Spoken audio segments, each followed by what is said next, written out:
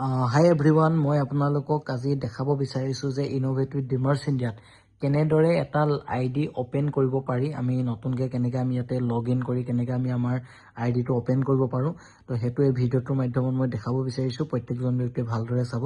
তো প্ৰথমতে আপোনাৰ মোবাইলত আপোনালোকে গুগল বা গুগল ক্ৰমত আপোনালোকে যাব আৰু ক্ৰমত মই আপোনালোকক দেখাব বিচাৰিছোঁ। এইটো মই গুগল ক্ৰমত মই ক্লিক কৰিলোঁ।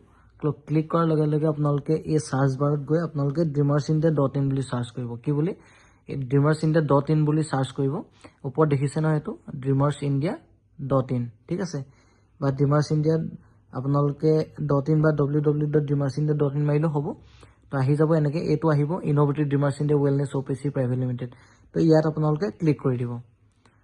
তো ক্লিক কৰাৰ লগে লগে আপোনালোকে এনেকৈ ধৰণৰ আপোনাৰ এটা পেনেল খোল খাই যাব, ঠিক আছে। তলত আপোনালোকে গোটেই প্ৰডাক্টখিনি চাব পাৰে। তো ইয়াতে আপোনালোকে ডিষ্ট্ৰিবিউটৰ লগ ইন বুলি দেখিব ৰাইট চাইডে। তো ইয়াত ক্লিক কৰি দিব। ক্লিক কৰি দিয়াৰ লগে লগে এনেকৈ আপোনাৰ ইউজাৰ আইডি আৰু পাছৱৰ্ড মাৰিবলৈ আহিব। তো ইউজাৰ আইডি মোৰ ইয়াত ছেভ আছে, গতিকে আপোনাৰ যিটো হয় সেইটো মাৰিব।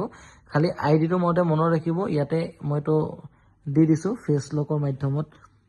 মই আপোনালোকক দেখাই দিছোঁ। এতিয়া চাওক, এইটো মোৰ পাছৱৰ্ড হৈ গ'ল আৰু এইটো মোৰ আইডি, ঠিক আছে। তো আইডিটো কেনেকৈ টাইপ কৰোঁতে DMI কেপিটেল দিব, তাৰপিছত বাকী আপোনাৰ দি দিব। DMIটো কেপিটেল দিব, বাকীটো যিটো নাম্বাৰ সেইটো দিব।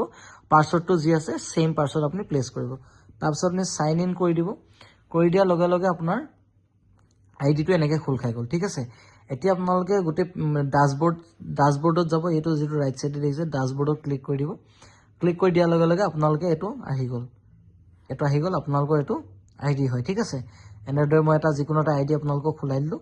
তো ইয়াতে আপোনালোকে চাব পাৰিব, এইটো নামটো আহি যাব, ঠিক আছে। তাৰপিছত আপোনালোকৰ এইটো কাৰেণ্ট পেকেজটো আহিব, কোনটো পেকেজত আপোনাৰ আইডি এক্টিভ হৈছে। ছেকেণ্ড পেকেজ হ'লে ছেকেণ্ড পেকেজ, টোটেল ডাইৰেক্ট কিমান মানুহ জইন হৈছে, ৰাইট। আপোনাৰ মেটচিং মেটচিং যিটো ইনকম এইটো দেখাব। এইবোৰ বাকী ইনকমখিনি ইয়াতে দেখাব যদি আপুনি ইনকম আৰ্ণ কৰে। টোটেল ইনকমটো ইয়াত শ্ব' হ'ব। লাষ্ট 24 ঘণ্টাত মানে যোৱাকালি কিমান ইনকম হৈছে, প্ৰত্যেক দিনে এই ঘৰটোত আপোনাৰ লাষ্ট 24 ঘণ্টাৰ ইনকমটো আপোনাৰ শ্ব' হ'ব, ঠিক আছে। আৰু তাৰপাছত আপোনালোকৰ ইয়াতে এনেদৰে আপুনি আইডিটো অ'পেন কৰি তাৰপিছত আপুনি 3 ডটত যোৱাৰ লগে লগে বাকী গোটেই বস্তুখিনি চাব পাৰিব। নেক্সট মই এটা ভিডিঅ' বনাই বাকী গোটেইখিনি বস্তু আপোনালোকক দেখাই আছোঁ।